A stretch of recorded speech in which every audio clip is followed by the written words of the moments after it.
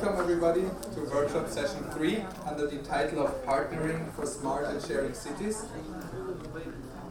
We started a few minutes late due to the delay of the other program, so let's not introduce any further delays. And I would like to introduce Mr. Adolfo Guerrero, head of the China Office for Cities Development Initiative for Asia. It's an initiative that is he's working on helping small and medium-sized cities bridge the gap from planning to implementation of infrastructure project. He's the chair of this workshop session 3, so I would like to ask Mr. Guerrero to the stage to give a short welcoming address and remarks. Good afternoon, everybody. It's not a lot of people today. Basically, I will want to welcome you to this session that is going to go around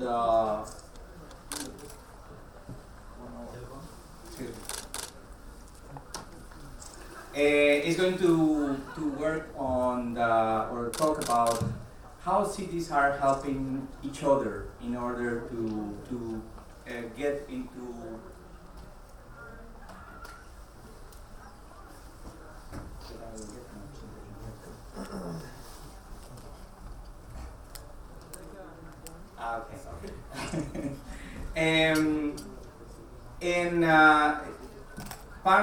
partnering cities with other cities. CDIA is already trying to do that, and it's more on the sharing and partnering than the smarting. Our program works more in a different layer of activities. We work more in the infrastructure, but just the same as WeGO, we are trying to put together cities that can help each other. And I didn't know WeGO until I came here yesterday, and I think that what they are doing is really impressive. In particular, by the different mix of cities and cities' capacities. In our program, we work with cities which are having similar capacities, in particular, because we work with a uniform kind of cities, medium-sized cities to small cities. But I'm actually very, very pleasantly surprised by the fact that the city of Seoul is helping other cities in remote areas in Sudan, or at least inspiring one to another, and even in their own level of understanding and capabilities, they are already bringing new technologies to their cities and to their citizens.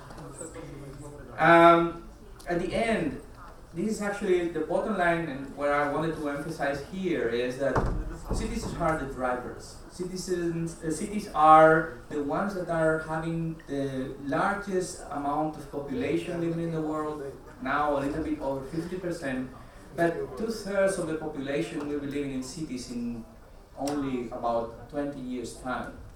And 20 years is not really a lot of time. But the problem with this urbanization is that it brings all the challenges. Challenges of pollution, beating climate change situation in many places, floodings, transport problems, overpopulations. Our program works and deals with the infrastructure, trying to help in some ways to cover that layer of these challenges and problems. But technology and the kind of technology that is being under discussion these days here brings services, and infrastructures only provide the basis of these services. So basically, I think that even when you are more interested in that additional layer where WeGO works, the most important thing that I wanted to do is to tell us about what we have been working on.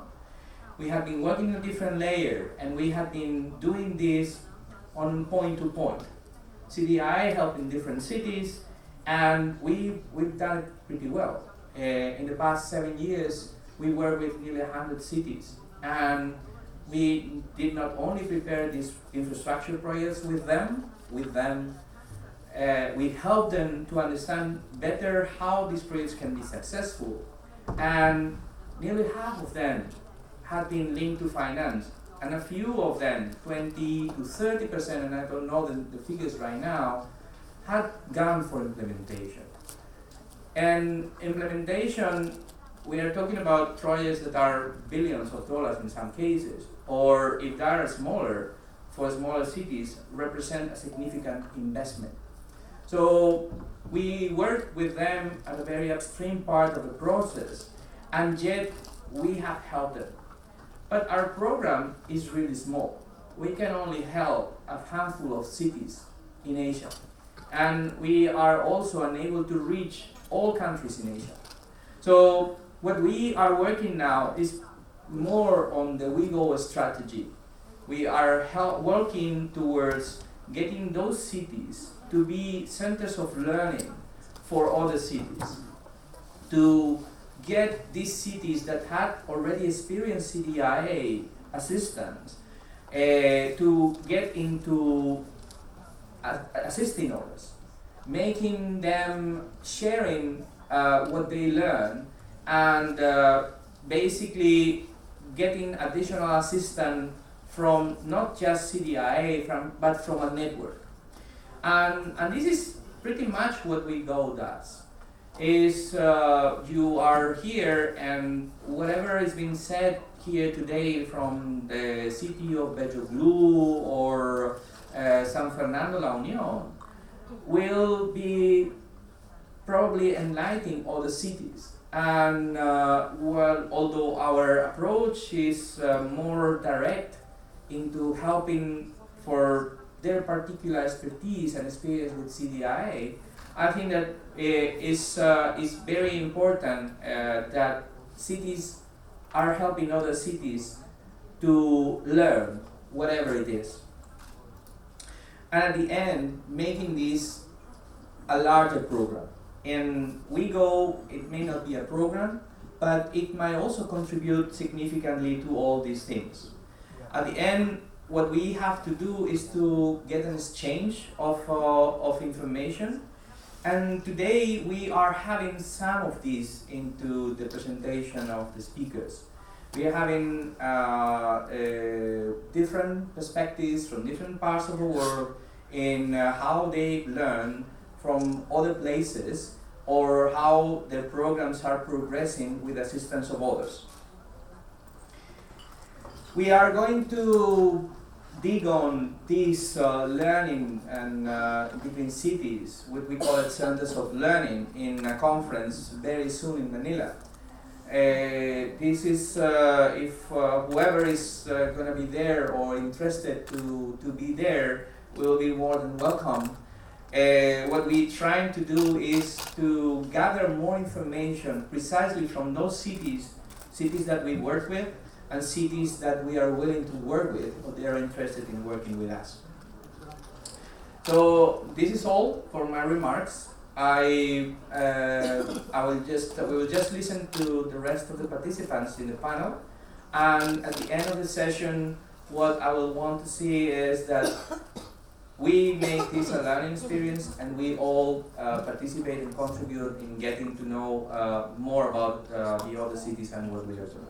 Okay? Thank you. Thank you for your opening remarks and for introducing your organization to us.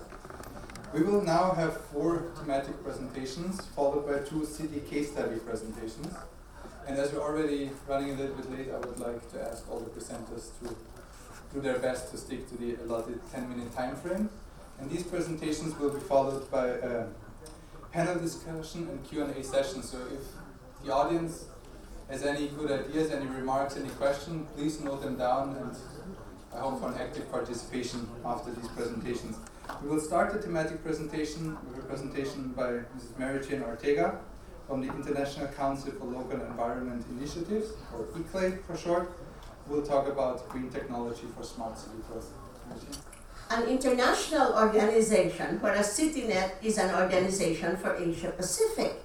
and one of the most active members of ICLEI, and hopefully, if he accepts, will be the next president of ICLEI, will be the mayor of Seoul.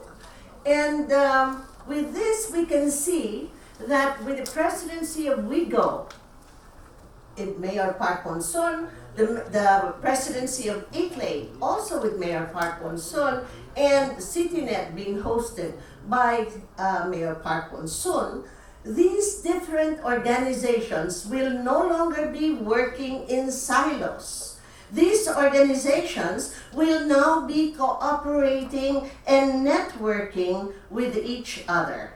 And so for this afternoon, I would just like to share with you what ICLEI is all about. Now, ICLEI has 8 agendas, and as you can see, it has 12 mega cities. They have 100 super cities, 450 large cities, and 650 small and medium-sized cities. And my city of San Fernando, and we have here the mayor of San Fernando now, belongs to the small cities. But we can see that even if we're small, if we are committed and through networking, we can be much better and we can be smarter. So what are these things, this 8 agenda that we espouse? We want every city to be sustainable, that it will perform not just for the living conditions of the people now, but also for the people of the future, that we will be leaving something for the next generation. And so we said we want to have a true eco-city, a green city, a sustainable city. We want a green economy. Procurement should be green. And we hope that with the procurement, you should also try to buy local and help the local industry. We want to be a biodiverse city. So you need data, statistics. What is this biodiversity that you have in your city? And so we define the cutting edge of ecosystem based on planning and management so that we can become biodiverse. But most important, because cities, although they are engines of growth, they are for people. It should be people-centered. And we want the people to be healthy and to be happy. What is the use of money if you are sick? What is the use of money if you are not happy? And so this is how we want to approach it. But at the same time, we have a tool called Urban LEDs. And this is a 3-year project that we're doing with UN-Habitat and with the European communities. It is working through the regional offices. And for the Urban LEDs, it stands for Low Carbon Cities Agenda, for the low emission. So you need to know your air quality. You have to have good air quality to have happy people. Otherwise, the people will have asthma, tuberculosis. You need to have inventory of the greenhouse gas emissions so that you would know what you should do for the future. And most importantly, we want all the cities to dream. We don't want you to have business as usual. We want you to find out, what do you want your city to be? And so you say, do you want it to be clean and green? To be connected to the world? So you need ICT. You want employment? You want to be innovative, high-tech? But most importantly, you should be people-centered. And so for this, you need smart urban infrastructure. When people have to go to work with traffic, just like in Metro Manila, when it rains, traffic is at a standstill. So we don't want to make people unhappy through traffic, and so we want to have smart infrastructure. We want to have green building designs, smart electricity grids, low carbon transport. We want to encourage people to walk and to cycle. In fact, we launched the Eco Mobility Festival in Suwon, South Korea. And I remember the mayor of Suwon led it for one whole month. The people in this heritage site did not use cars. They only walked and they cycled. And so these are the other pillars. To be resource efficient, you have to be food efficient, good water management, fauna and flora biodiversity, and we already mentioned, definitely you need waste management. And for a low carbon city, we have a project called Carbon with a double N, because Bonn, Germany is the center of our project Carbon. We want you to be resilient.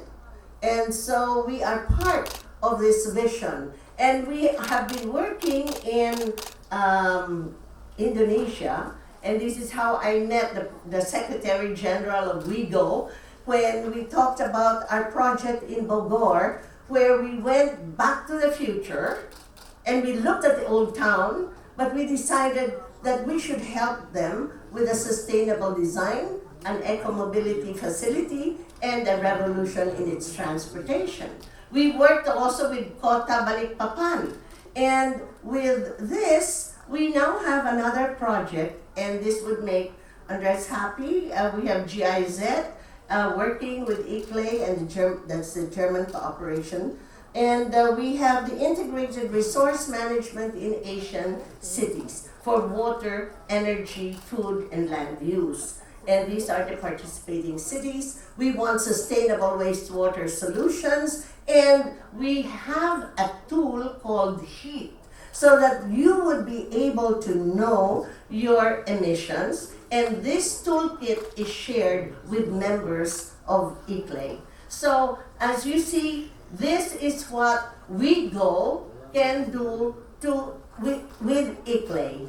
You can help us be highly innovative and connected with one another, so that together we can use technology to come up with a city that would have healthy and a happy community.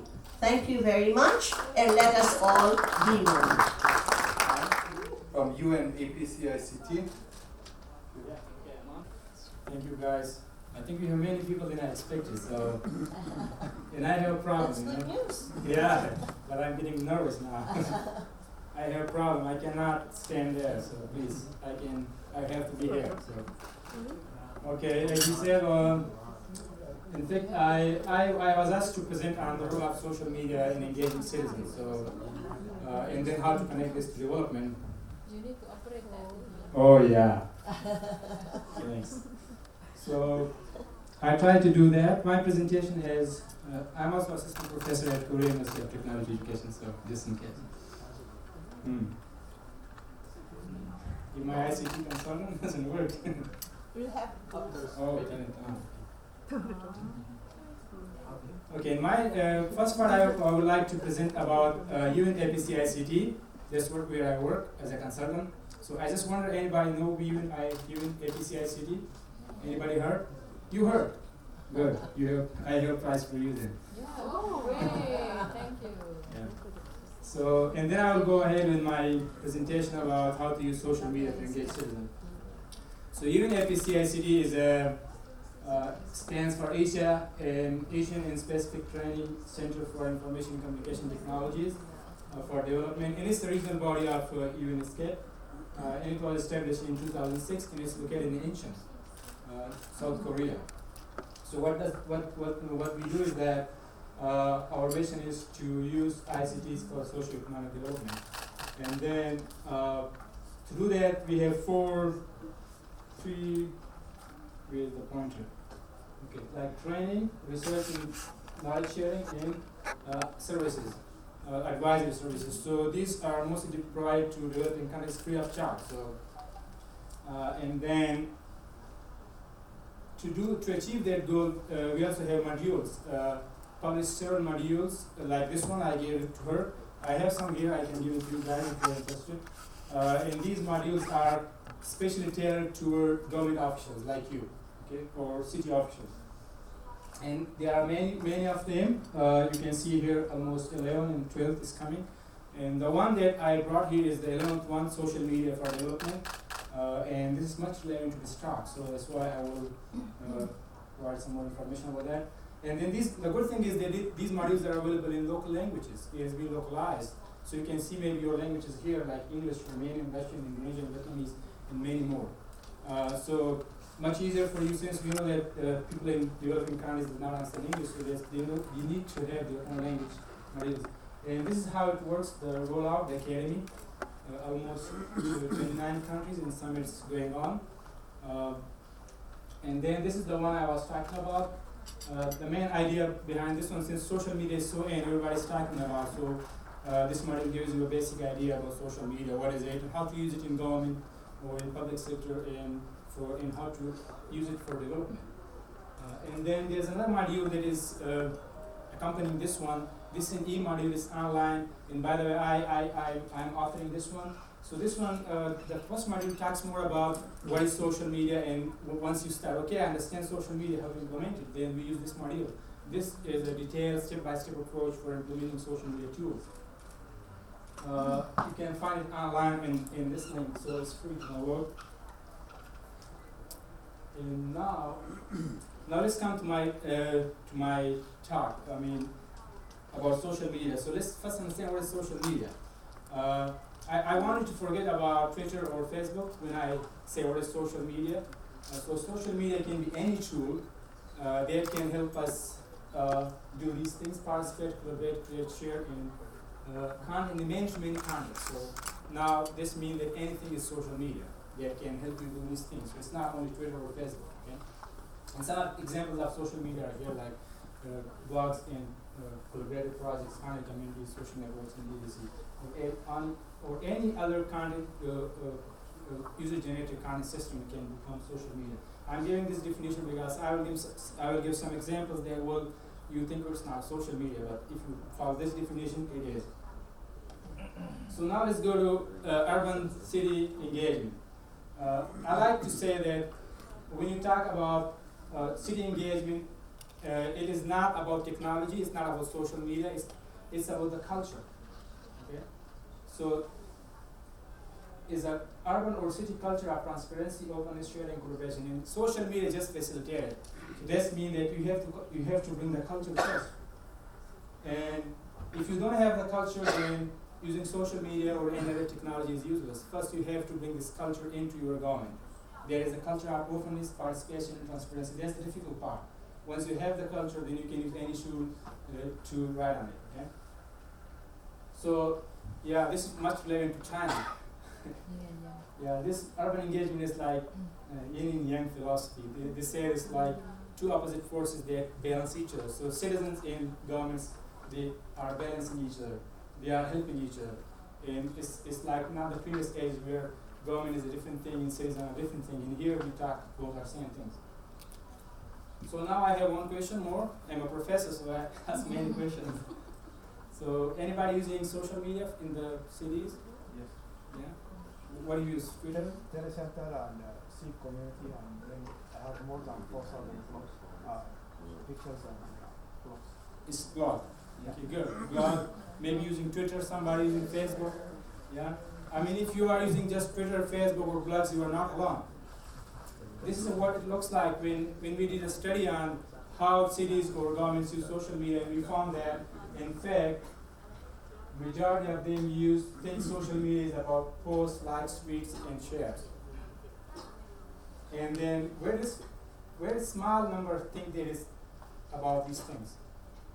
This study is published in some journals, so you can see it if you want. But in fact, this is the real picture. It should be like this. The main idea is that tweets or shares or likes are just the tip of iceberg. The real potential lies here.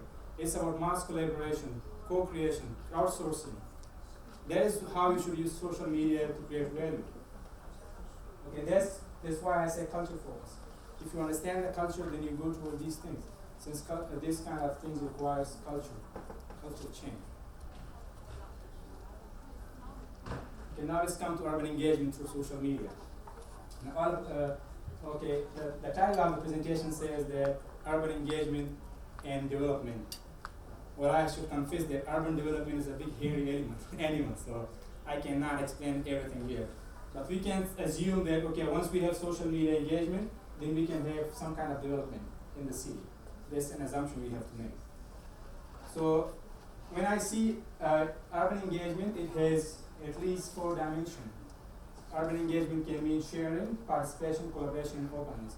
So these are the 4 dimensions. We will come one by one and give some examples in how to do this. The first one is sharing. So what to share? You can share news, updates, useful information. I think this is most of what we do on social media. So that's not quite difficult to understand. But if still you don't know how to do it, then we have that module I told you. So this will take you to step by step all the techniques you need to enable, some, like for example, Twitter or Facebook or blogs. It's quite detailed, so I'm going to skip this. Yeah, this is one example of anybody from San Francisco. These guys are doing great things in social media, so use Facebook, like Facebook fan page to keep participating, to keep connected with the city. And the second component is participation. What does participation mean? Mean giving opportunity to citizens to feedback, or using social media to report, or even you can help make them participate in decision making. Like I think Singapore is doing great in that thing. They have used this one. And then also you can use social media for service delivery, and we will come maybe reporting. Yeah. So this is one example of how, remember this is social media, I told you Web 2.0 platform is two-way communication. Do you know iPad a bribe? Anybody knows?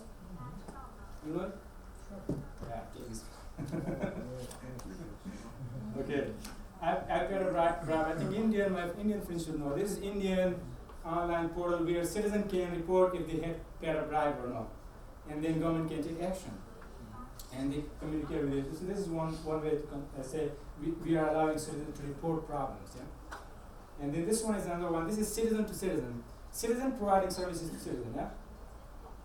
That's quite a new thing. Like before we think, okay, government provides services to citizen, but now citizen providing public services to citizen. How is that possible? It's like, for example, this kind of Katia. This is one initiative which is created by a citizen and asking other citizens to report some illegal parking, let's say. So they will report it here and then provide a picture, and then they will name it and shame it and then report it to government. Okay? And then the third is mass collaboration.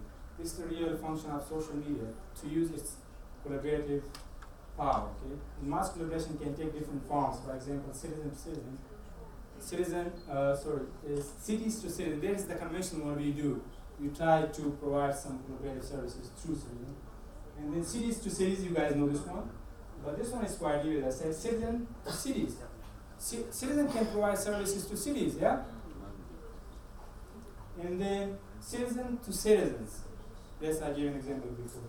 So collaboration means that if you work together in a man-to-man context to achieve certain goals or share goals, yeah, that's what we call mass collaboration.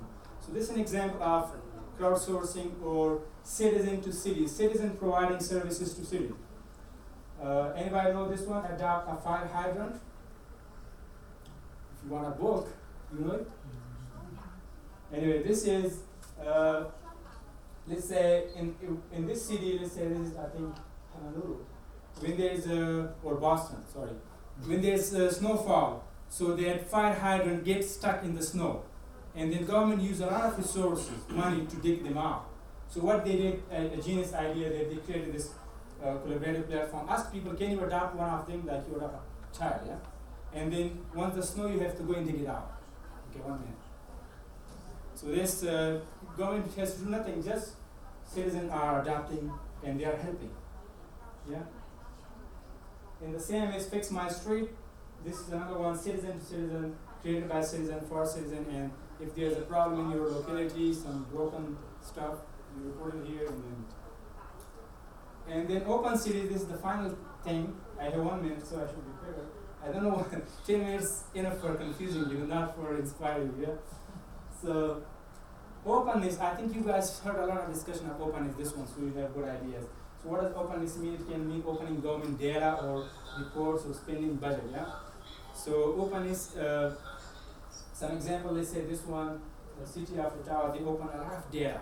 So imagine once we open this data, it can spread a lot of innovation. People use it different ways, and they can not only tap on the government, plus they can use it for different purposes. And then we have city of Melbourne also has, I know India has it, and Korea has it, and I think your country also has it, many countries. So openness is the idea of opening government data. When you say open government is a different thing. Open government is much broader. Just open data is one part of open government, so we don't have time to discuss that one.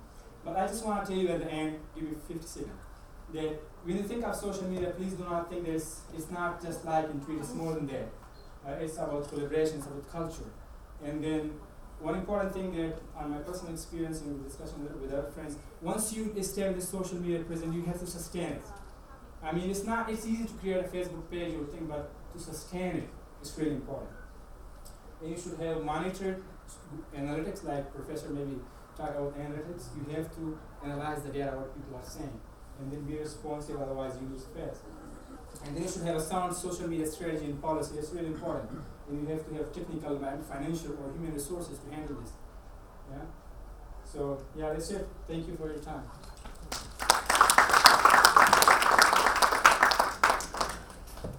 I think I will give this for free now.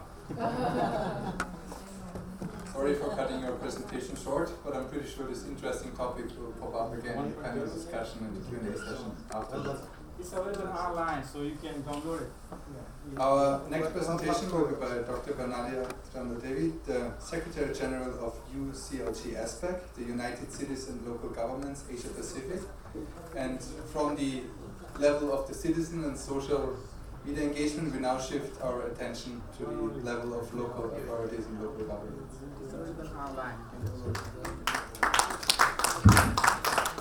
Thank you. Very good afternoon and ni hao. Ni hao. That's the only Chinese language I can say.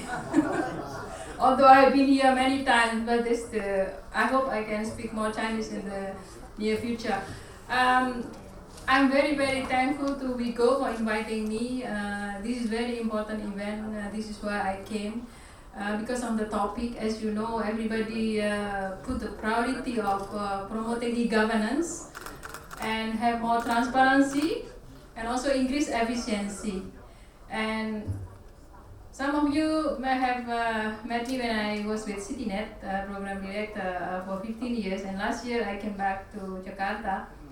And of course, it's quite struggling to live in Indonesia after several years, more than 2 decades living in a developed country. But as you are aware, we have a new government now. We have a very loved president of Indonesia. He's the former governor of Jakarta, who is also the co-president of our organization. And what he did from the first, since he took up as president of Indonesia, he said that no cash will be given as subsidy. So all subsidy given to the citizen, poor people, will be given using a card. This is to increase transparency and also reduce the corruption. So you can see that a big momentum now in my country, how we have been fighting for corruptions, and then this government take very, very crucial role in changing those dimensions. And we are sending around 20 or 30 local governments, mayors, to Seoul, to Korea, and learning about e-governance from Korea. So this is really a big movement in Indonesia. And I'm representing United Cities and local governments for Asia Pacific regions. And as you know, local governments have been cooperating even in the early 90s.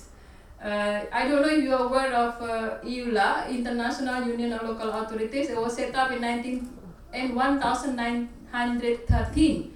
And there were 3 organizations, and they merged and created UCLG in 2004. So we have an office in Barcelona, and I'm based in Asia Pacific in Jakarta. So I was asked to speak about localizing post-2015. Maybe you are very familiar with MDGs, Millennium Development Goals. Do you think MDGs are successful? How many of you say successful? Only one. So you are very, very optimistic. it's very, very interesting how United Nations changed the way now to engage local governments. It took 2 decades, more than 2 or 3 decades for local governments to be recognized at international level. And this is why post-2015 will be very different from MDGs, just because one reason. Because they have been engaging all local actors, including all of you, local governments and mayors. And this is done through a global task force that was initiated by UCLG that comprises all different kind of networks, including ICLEI, also United Nations. This is to show that we are working together for the benefits of the people. And what is important here that I just want to show more than 5 million people have been mobilized for getting feedback from citizens, from local governments, from NGOs. What actually your priorities? And yet when you see this one, these all related to basic needs. So this is why, like education, getting job, and also affordable housings. So why local governments and cities are involved in post-2015? Do you know how many agenda are being proposed for the post-2015? Can you guess? There are some, yes. MDGs, you have 8. But for post-2015, you will have 17 are being proposed. And when we're looking at the issues that local governments are handling, most of them, as you see, disaster preparedness, slum improvement, electricity supply, public transport, all in your hands. So you are the key people to be able to solve basically what challenges that you are facing. And I think we are very fortunate because now we have a good technology, ICT, we are more connected than before. So every time you cannot get the answer, you will find in Google and you will get answer immediately. So this is why I see our life is very fortunate. And this is the 17 goals. I just like to get your attention on the goal 11 because cities are put as important part here as part of the goal 11, make cities and human settlements inclusive, safe, resilient and sustainable. So we know that why cities are important because 60% will be living in have been living in cities, and Asia Pacific still not yet reached 50%, but it's going to reach very soon. So if I ask you what kind of environment will be useful for you in order to implement those post-2015, definitely you need resources. You need money to implement that. And I don't know if you heard of the China just initiated Asia Infrastructure Investment Bank. This is also maybe people say as a rival of ADB. This I don't think so. It's complementing what ADB and World Bank are doing. So there is a mechanism, new mechanism to get the resources. Could be from public-private partnerships. But I think important situation is that we have to have a stable political environment. If you don't have a stable country, it's very, very hard to implement this 2015. And also decentralization. If you get more role or power from central governments, definitely you can do better because based on our survey, decentralization increase the efficiency of daily basic service delivery done by local governments. So I think my time, I don't know how many more minutes, I think, 2 minutes? 3 minutes, oh good, okay. So, so I think we have to be optimistic. And there are 17 targets that are being proposed. 17 goals that are being proposed and 169 targets. But what we are emphasizing here, they will not be north and south part because this is where we want this to be seen as our goal, our ownership of the goal. So what do the way forward? I think we need to have a political stability in the country, and I know in Asia we still have a country that has not been embraced well. including North Korea. I went there 2-3 months ago because Korean Cities Federation is our member. I think we really need to embrace all countries in order to have a good implementation of post-2015. And also, I don't know if you are aware of the important regional cooperations, because like ASEAN, maybe some of you from Southeast Asia, we are going to have ASEAN Economic Community by December 2015, in which you will have a free flows of goods, free flows of human resources, and everybody can be free walking everywhere.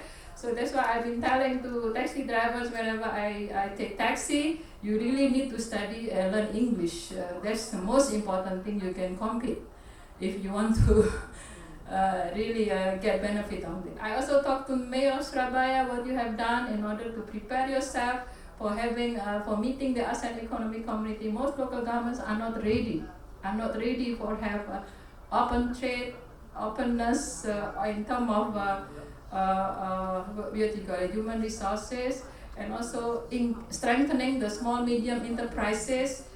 This is again, we have to be really starting working very hard to do so. So another thing is, I already mentioned financial resources that needed by local government and cities. As you know, Asia ADB has estimated like 800 billion investment for infrastructure. Yeah, and that's how much ADB has been putting, how much World Bank has been putting. That's not enough. I think what we need to do is to find ways how can we cooperate well with the private companies as well as with communities, and looking for other options of finance. And then important is institutions. If we want to implement a very good localizing post-2015 agenda, we really have to have a very good transparency and also share responsibility, and important is coordination. And I also heard that good coordination for MDG has been done very well by creating a task force. Maybe similar arrangement can be made when you implement post-2015. So I think I like to end this presentation by showing to you something that you will never see and you will see more in the future, in which we are moving vertical and underground. There is also underground planning, because this is something also that we have to learn about, because underground, who owns this underground? And we don't know what underground here you see. So this is why I think we will see more interesting pictures like that, and maybe you will see cars will be flying sooner or later. So thank you very much for your attention.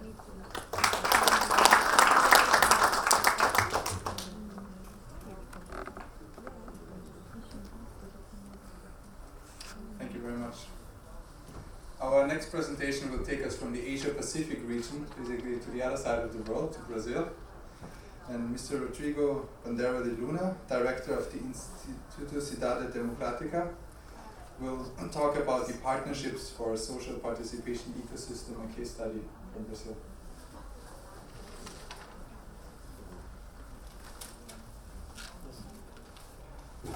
Good afternoon, everyone. It's a pleasure to be here. I have the opportunity to talk a little bit about what we've been doing in Cidade Democratica. First of all, a little bit about our institute. We are an NGO. We are constituted as an action tank. Our focus is on social participation and public policy. This is what our main issues are. We have two program lines, which during this presentation I will be able to explain a little bit about. But first one is democratic cities, and the second one social participation ecosystem, which is something that is on the title of this presentation. So firstly, a little bit of context. I think this is pretty interesting when we've been discussing all these different cases here. We see the context of our work as with three different actors, being citizens, companies and governments, and we have them exchange resources and services. This is a cycle where we have companies, for example, offering services and getting public money. We have governments offering public services and getting votes and taxes from citizens. And we also have companies and citizens exchanging resources for services and goods. For us, it's very important to focus on the relationship between governments and citizens, as we perceive that as we don't have good public services, and we are providing money and our votes to governments, there must be something else. There must be something missing there, and we advocate that this is the possibility of citizens to better demand governments, and the internet brings a lot of new tools allowing us to do exactly this. So our focus the focus of our work is on strategies for articulating and integrating social participation initiatives. We also want to distribute some intelligence in this network, so allowing innovation in this area. We are looking for data. We are collecting data and sharing it and producing knowledge on social participation. This is our work, and we leverage it using technology. The case I want to present today is on Open Innovation Challenge we have conducted in a region in the Amazon basin. Around the Belo Monte Dam construction site, which is a big dam that is being built in the Amazon region. And there are some different cities that are being impacted by the construction of this dam. And we've been there talking to the citizens and finding out on how we could have them be more represented. So first on challenges that those infrastructure projects have. First of all, they need to mitigate social environmental impacts. This is through law imposed. They have to ensure local sustainable development and also do it with social participation. The project we have developed was a partnership with the federal government, but the resources came from the company that is building the dam. A little bit about the region. There are 11 municipalities in this Amazon basin region, 361 inhabitants living predominantly in the countryside, and it's a pretty big territory with almost 260,000 square kilometers. There is I believe it's the biggest municipality in the world. It takes 1,100 kilometers to get from the farthest neighborhood to the center of the city. 1,100 kilometers riding straight. 8% is land settlements, 31% conservation units, 37% indigenous lands, and 80% is already covered by original forests. The Human Development Index in this region ranges from 0.5 to 0.66, so it's a very underdeveloped region. These are some pictures of our work. So we are using digital techniques, but also we are meeting people there. We are talking to them. We are meeting under a tree. We are going to schools and colleges. We are discussing with them what is important to them. This is a community center where people gather and we are with them discussing what's important for them. Here they are writing proposals. They are using pieces of paper because not every one of them can use the internet. So when it was the case, they created the proposals. They demanded using paper. So a little bit on our methodology. There are 4 steps. We start by identifying participants. Those are change agents, people who we believe that have something to do, or because they are recognized by their peers, are people who must be, who can lead actions.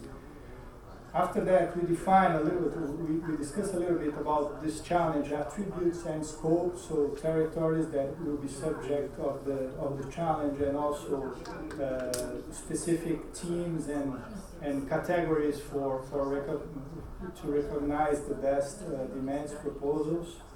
After that, we collect information, and our digital platform has this Open Innovation Challenge in 5 different steps.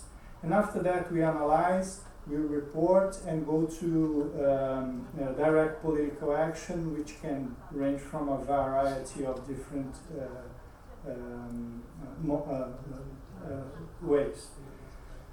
Some numbers of it, this project took 7 months. 0.4% of the population in the region was directly involved. They were with us. We met them at least once. In 75 workshops, more than 100 meetings with local leaders, and 415 proposals were gathered by us. Some outcomes. 17 proposals were designed and sent to politicians and governments and companies, and so everyone who could in some way help this proposal to be implemented. We developed a social environmental agenda through collective intelligence. We could coordinate, and we have specific agendas with 11 municipal governments. Our platform, which is open code, has 1,000 participants. We could bring new actors as urban youth, for example, people who aren't participating. And we did strengthen the digital culture in the region. So this is the website where we have publicized the results. We encourage you to access it, although it's in Portuguese, but I mean, if you could have it translated in some way, webcidadaniaxingu.org.br. And now a little bit, this is another thing. So I said I would be talking about digital cities, democratic cities, which is the first part, and this second part, the only 2 slides, on Brazilian social participation ecosystem, where we have mapped several initiatives in social participation in Brazil. We have studied the semantics of all the responses. We developed some quadrants, so we understand how much money they are using, how many beneficiaries, direct beneficiaries they have. So we are we want to understand how social participation is happening in our country. This is a data visualization of what we have in the website of this initiative, which is there. Also maps.yolasite.com. I also encourage you to access it. And I mean, this is some of the links of what we've been talking about. It was great being able to present it to you, and thank you very much.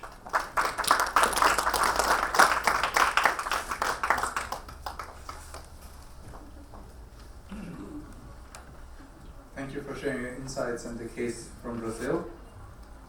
We will follow up with 2 more cases, 2 city case studies, and the first one being by Alexey Novikov, the president and co-founder of Habidatum, who will introduce a case from Moscow on the way to a platform-based community. So a lot of the keywords that you heard in previous presentations from like engagement, platform, and public policy will play a role here, and it will also be about data and how to represent it.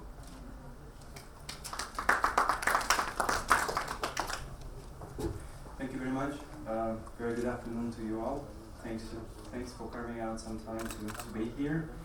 I represent a company called Habidatum. So, this company is doing analysis and processing of big data generated by urban environment. And by the way, you see here one of the images that we produced based on the mobile cell phone data. This is one of the working days in Moscow. It shows you rush hour and the greater Moscow area. So this is what we do. But actually, not long ago, several months ago, we were asked by Moscow government and Moscow Urban Forum to carry out a short study of electronic services owned by various governments in the world, including Moscow, and compare them. And those services are not just electronic services to do something, but most of them have been selected on the basis of the level of engagement that they actually support, level of citizens' engagement that they support in the respective cities and municipalities. So basically we selected big cities, big agglomerations like Moscow, 35 of those across the globe, and actually the study is halfway through, so it's going to be presented, the results are going to be presented at the Moscow Urban Forum this December, but some conclusions could be made already. So we found a lot of interesting things. For example, we found a lot of startup cities, in terms of electronic government, in terms of electronic services, engaging people. Among them are Karachi, Tehran, Dhaka, Cairo, Lagos, and Kinshasa. So you see that the level of economic development is playing some role here, but not the very important one. The most important role here is political culture, is actually the intention of the local government to go forward with the electronic service that engages citizens. Well, there are some high, it's 85%, it's of adult population, and it's even bigger than that because this is the active, these are the active users.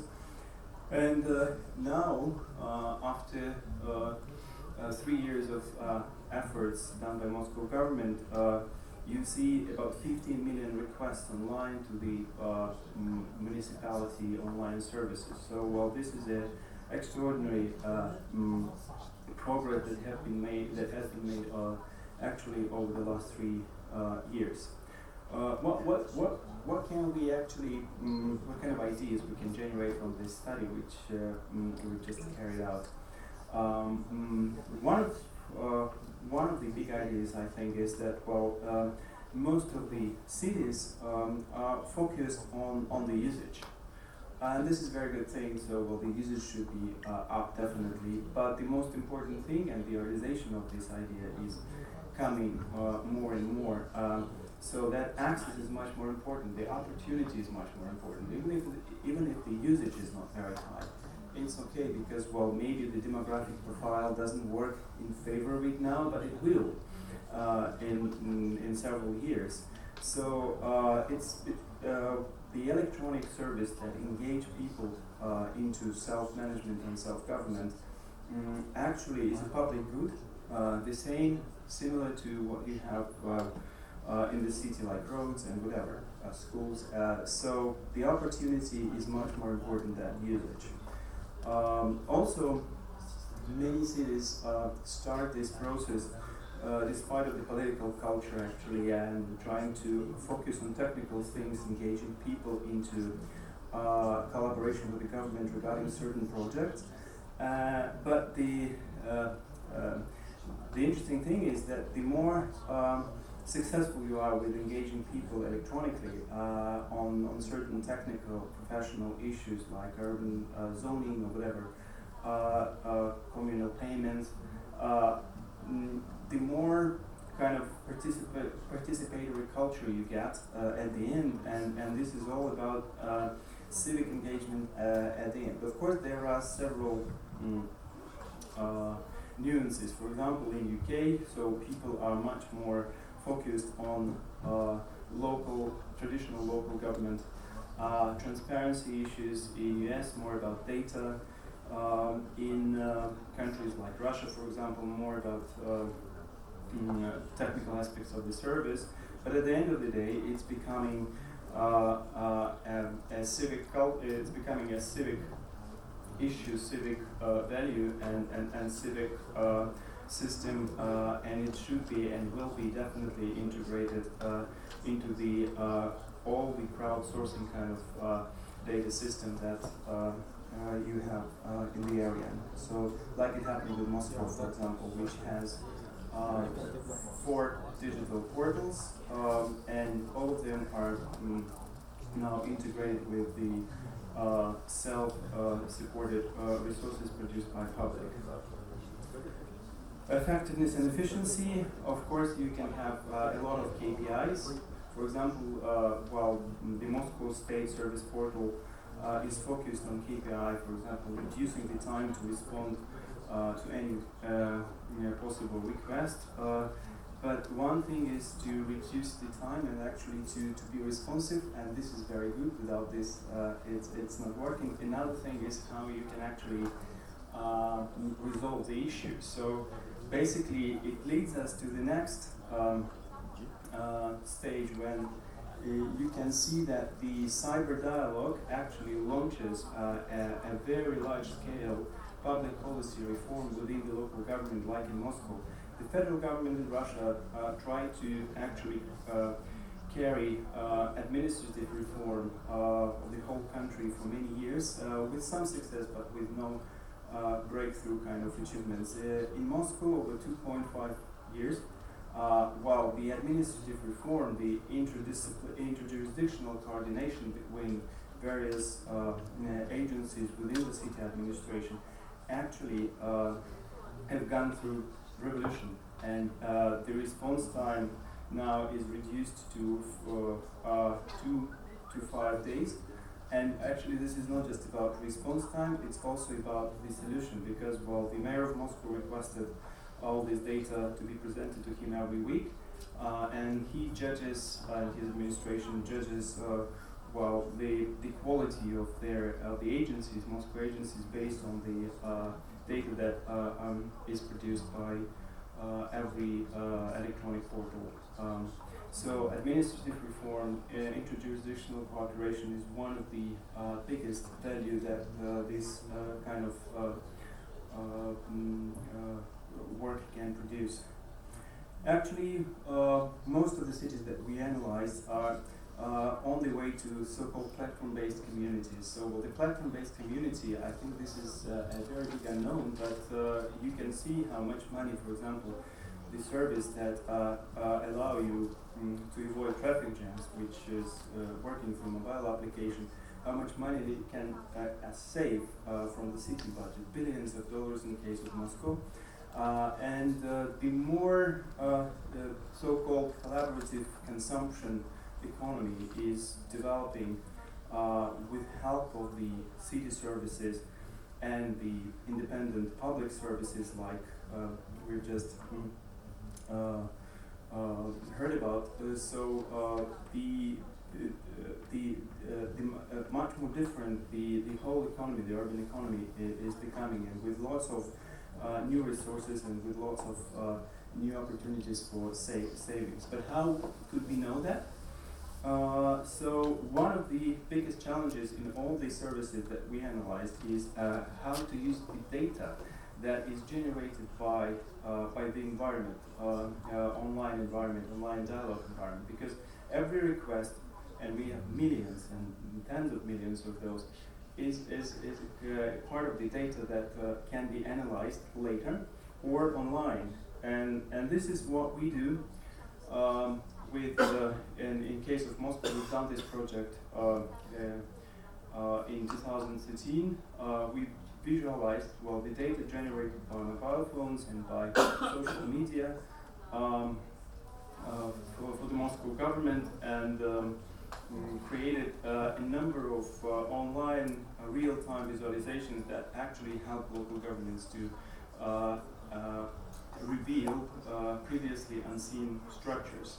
So what kind of data this could be? Could be data generated by people themselves through online services or through requests to the online portals, or any devices like mobile phone or credit card, etc. So, and this kind of stuff is, I think, a kind of a new age for the whole e-government thing.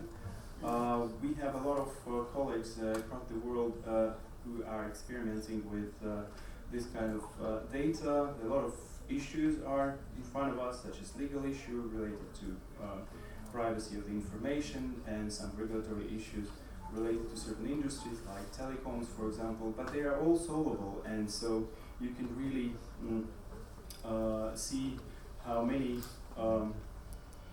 projects are developing in this case. This is the Moscow Urban Forum that actually will take place this year in December, and I was asked by the organizers of this forum to invite all the participants to join it in December, and there's going to be a special conference within the forum devoted to public engagement and public cooperation through online electronic services, and so we are going to be presenting the results of our project there.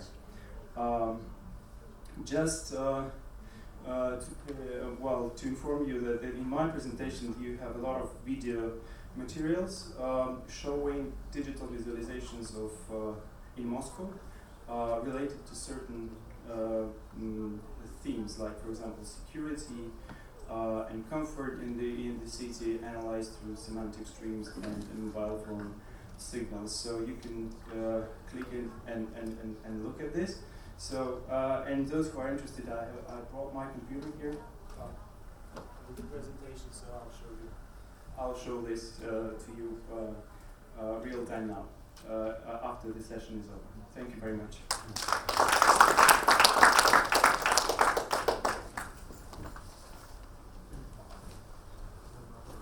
Thank you very much, and I hope a lot of the participants will take up your offer of seeing this data and what can be done with it. Our last presentation will focus on a case that is very different from Moscow in terms of basically everything, in terms of size of the city and especially the problems faced. So I would like to introduce Mr. Ahmed from the E-Government Committee of Gadarif State to present to us the challenges and solutions faced.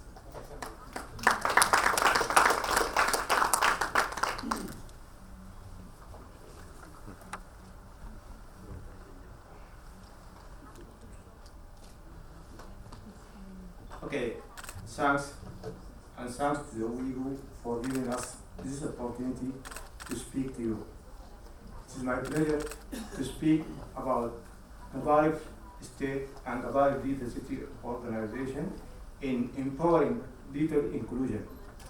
The other name for this presentation is the role of non-governmental organization or civil society in supporting e-government applications.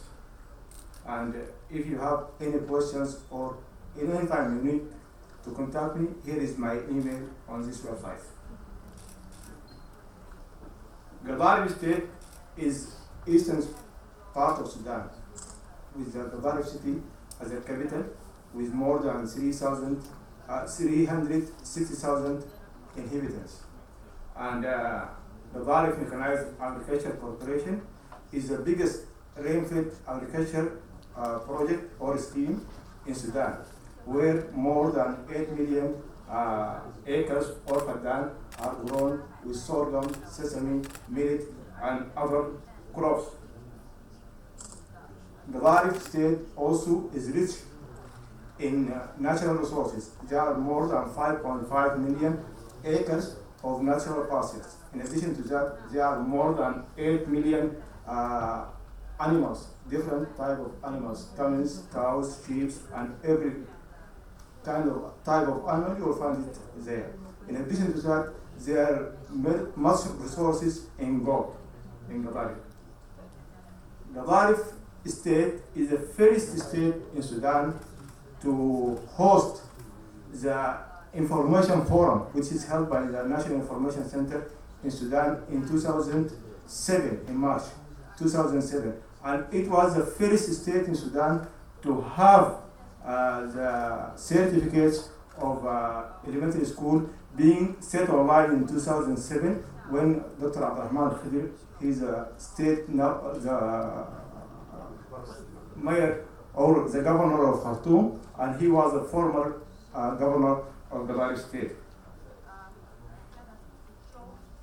There is a strong partnership between Eindhoven municipality in Netherlands and Gadarif city municipality. And through this partnership, Gadarif Data City was founded, and we have get more than 750 computers from the Data City of Eindhoven, and we have developed many projects of these computers. The Gadarif Data City organization is the chair of the e-government in the state of Gadarif. Also, it is a winner of 7 Information for Development Awards. And it is part of the Telecenter movement, which is headquartered is in Manila, Philippines. It is a founder, and this organization, Telecenter.org Foundation, is chaired by Microsoft. It is the founder of the first Telecenter Academy in Africa and the Middle East, and in the Middle East, and it is the 13th in the world. As I mentioned, the Global Telecenter movement was well known in the world. It is a very huge network.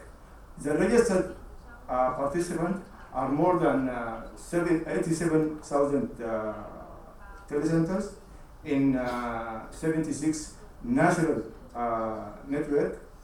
It is in 52 countries, and it is have 6 regional networks. The last one was in Russia. They are speaking English, Arabic, French, and many of them are in the Caribbean countries. All these telecenters are sharing knowledge, experience, and best practices for the best of community development, mainly marginalized, underserved, and underdeveloped communities. We use those computers to develop many projects. One of them, all of us are working on a win-win public-private partnership. Each one is gaining. No one is left behind. And the first project was the e-allocation project, where we have established many services to our community, because we started with the e-agriculture project because Gadarif is a well-known agriculture state in Sudan. Also, we have developed projects for people with disability, and we have supported Gadarif University infrastructure. In addition to that, we have a project of out-of-school children. It has been a pilot project in an area where 99% of the population of that village are illiterate. So they are completely illiterate. We are using laptop, starting from where the world has stopped. We are working on the e-government committee. Later on I will speak a little bit more about it. We have an under construction, the portal centers, which will provide many services. As I mentioned, the agriculture project was the biggest project in our organization. In this project, actually started with we are establishing telecenters in Gadarif mechanized agriculture, and we provide them with 15 computers free, and we will provide also the farmer union with 30 computers free to establish telecenters in many parts of the places. We empower and we help the Gadarif Mechanized Agriculture Corporation to train its community, to train its staff. And we start with the GPS and GIS because geographical information system and geographical positioning system are very important if you are interested to develop any e-agriculture project. And actually we have developed a software and we have entered 10,000 farmers in that system. That project cost the Gadarif state only 9,000. It is 10% of the tender cost. It is 10% of the tender cost. In addition to that, we give them a guarantee that we will continue updating and services for this software for 20 years. This project helped in demarcation of the farms, geographical coordinates, because it is very important using GIS. The Gadarif State National Resources Map was developed by the Gadarif Mechanized Agriculture Corporation, and this is very important EMAP we have developed in Gadarif. And we have using internet for disaster control. A good example is the Bernadia in 2008, and another example, which is the Ebola in 2014. And we have prepared now a brochures in Arabic and English. Anyone who wants it, it is in 5 pages. I can send it to him because I'm sure it will help. And I send it to many UN organizations, and they are putting it online. In addition to this, we have an interactive crop market website. The achievement of this project, what we have gained from this project.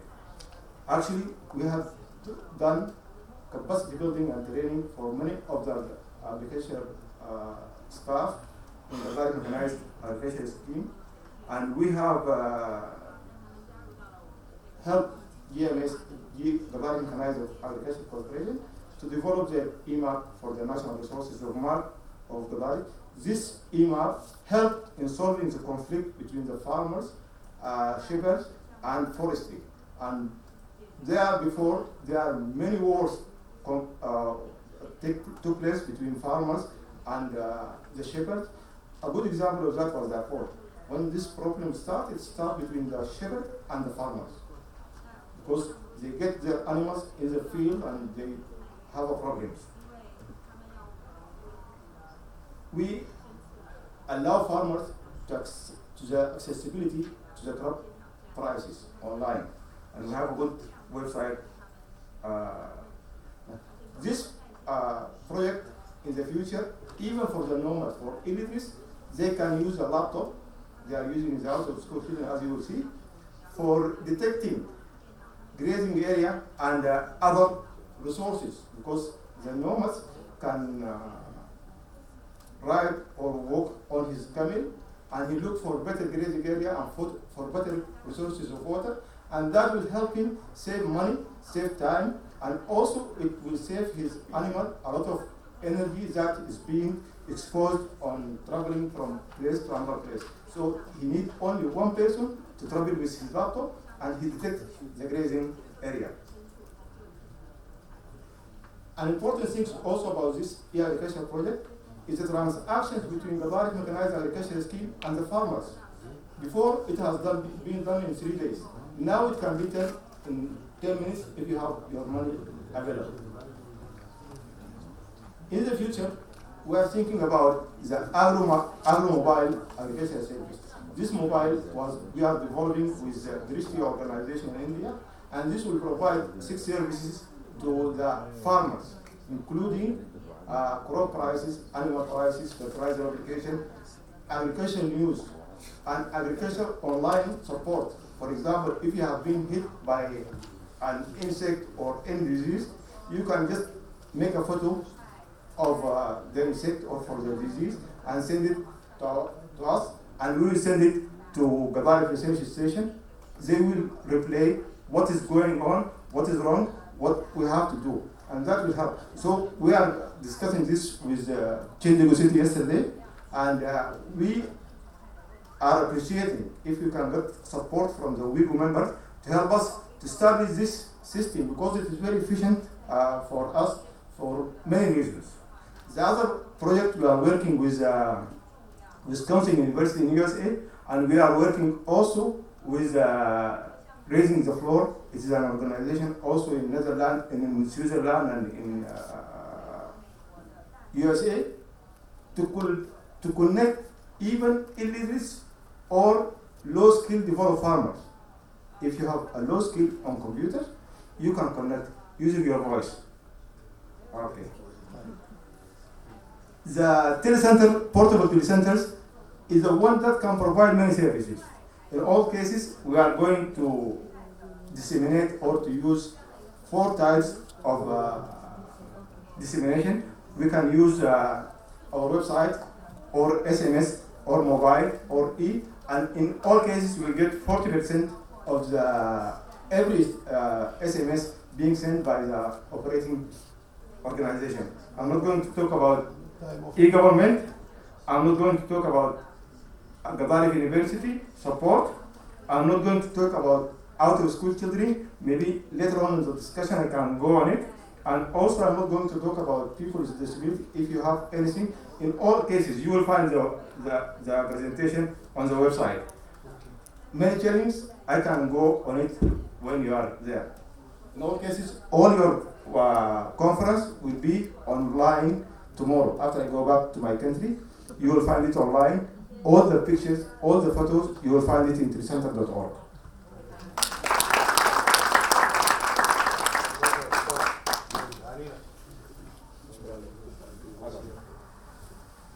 Thank you for telling us about the challenges and solutions from your country. And I would like all the presenters to come up to the stage now for a panel discussion and Q&A session. To the audience, and I would want you to be the one asking them how much, whatever you have in order for you to learn more, because that's what we are here today.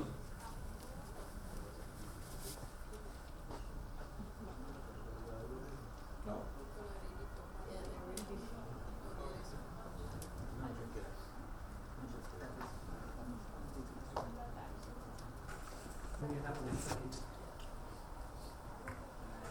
Online presence. Okay, you set up the social media platform or some other platform you have developed in-house. Then you don't forget it. You have to take care of it. You know, you have to use their data. You have to collect it and then analyze it, what the people are saying, and use their data in your decision making. I mean, that's what I mean. You have to sustain it for a long time. It's not just one short business. Like you are getting likes or comments and you're happy for it.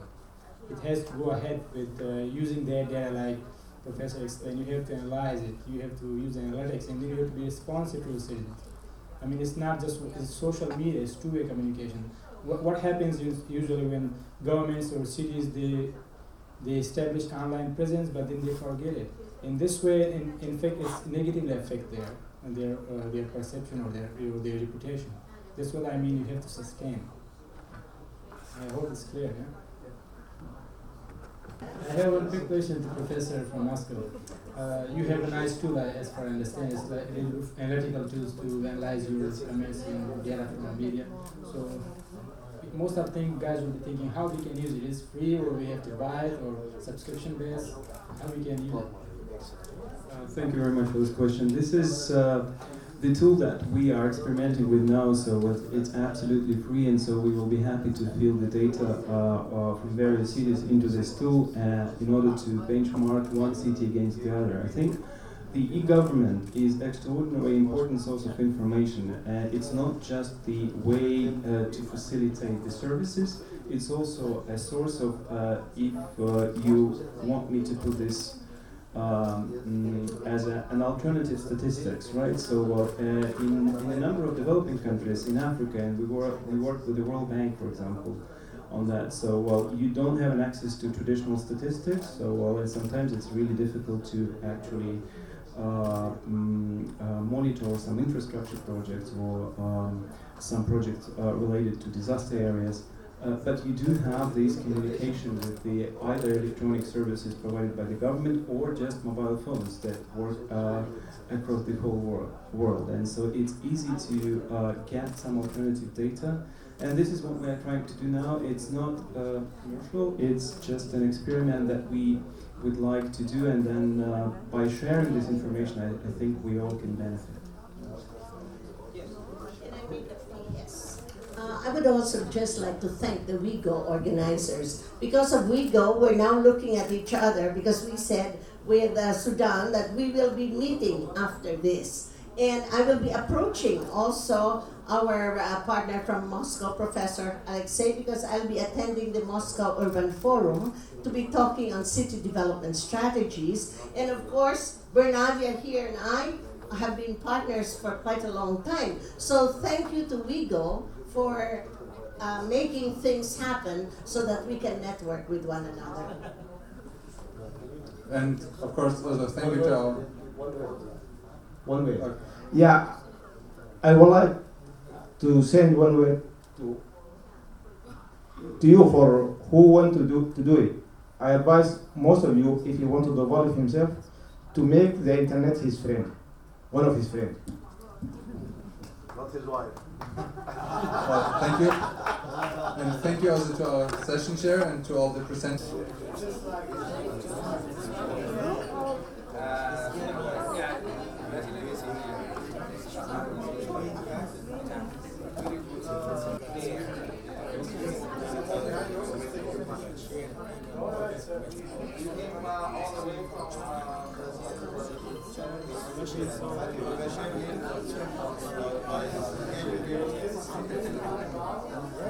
Yes, yes.